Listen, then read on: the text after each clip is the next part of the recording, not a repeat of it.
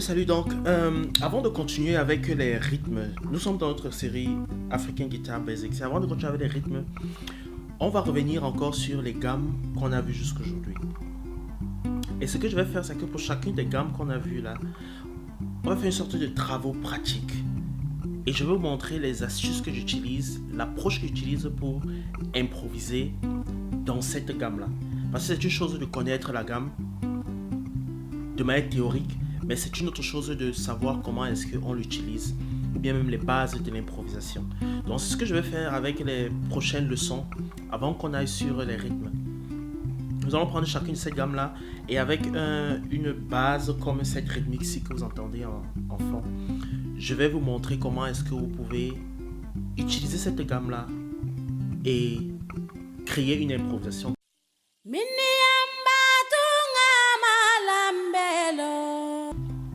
Donc là, voici les 3 astuces que tu veux utiliser quand tu improvises dans la gamme majeure de Do. Et cela ne vaut pas seulement pour la gamme majeure de Do, ça vaut aussi pour la gamme, pour toutes les gammes. La première chose, c'est que tu veux connaître quelles sont les notes qui sont à ta disposition.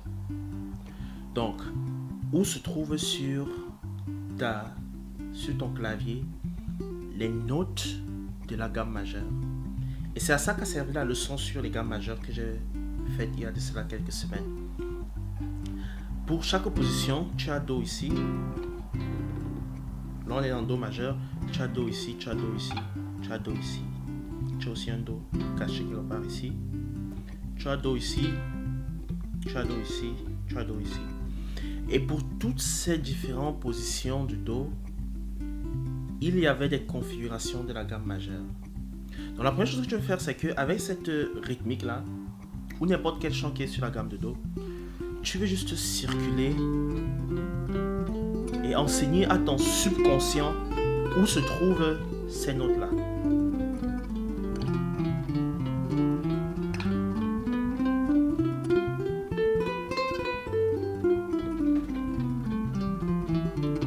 Tu vois? Donc, simplement circuler sur ta gamme majeure.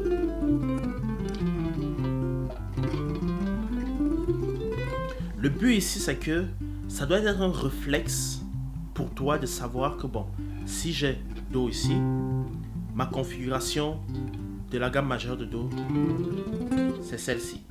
Si j'ai Do ici, ma configuration de la gamme majeure de Do, c'est celle-ci. Si j'ai Do ici, ou bien Do ici, ma configuration de la gamme majeure de Do, c'est celle-ci. Ça doit être un réflexe pour te permettre d'improviser, parce qu'en fait c'est ça, l'improvisation c'est une suite de réflexes qui s'alignent comme ça les unes après les autres. Donc ça c'est la première chose que tu vas faire. La deuxième chose c'est que, toujours en circulant sur ta gamme majeure, tu vas changer le rythme, c'est-à-dire le temps que tu passes sur chaque note. Tu peux rester plus longtemps sur une note ou moins longtemps. Mais l'idée c'est que tu ne te balades plus simplement de manière placative comme ceci. Mais tu veux juste changer le temps que tu passes sur chaque note ou sur un ensemble de notes. Donc tu vas faire comme ça maintenant.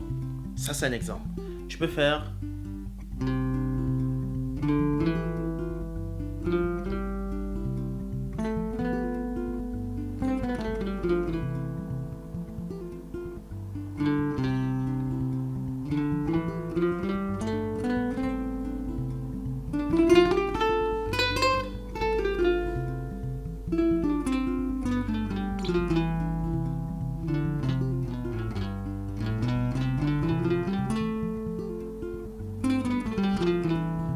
Ok, tu vois.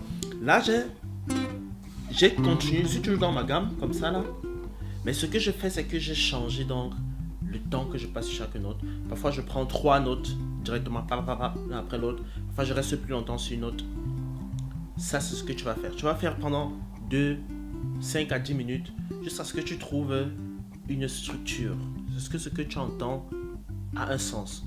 Tu vois déjà que quand entre ça et ça,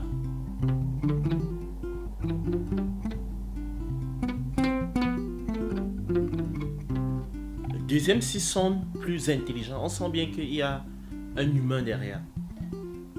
La troisième chose, c'est que tu vas maintenant changer l'ordre des accords, des notes que tu utilises. Au lieu de faire simplement do, ré, mi, fa, sol, la, si, do, tu vas les mélanger, les malaxer, littéralement. Donc, tu fais... je commence. Au lieu de commencer par do, par exemple, je commence par sol, par celui-ci. Donc...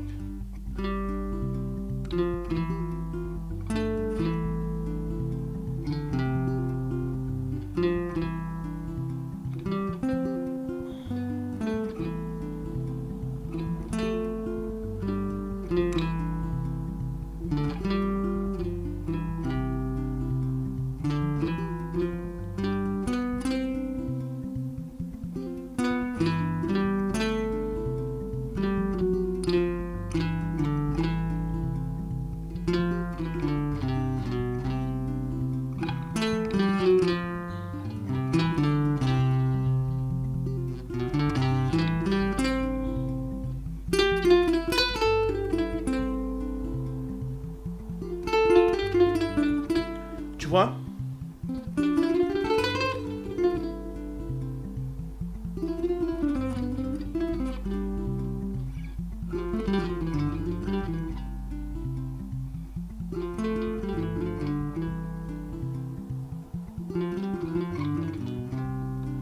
Donc voilà, en fait, là je suis allé maintenant dans mon délire. Ce qu'on a fait là, c'est qu'on a pris notre gamme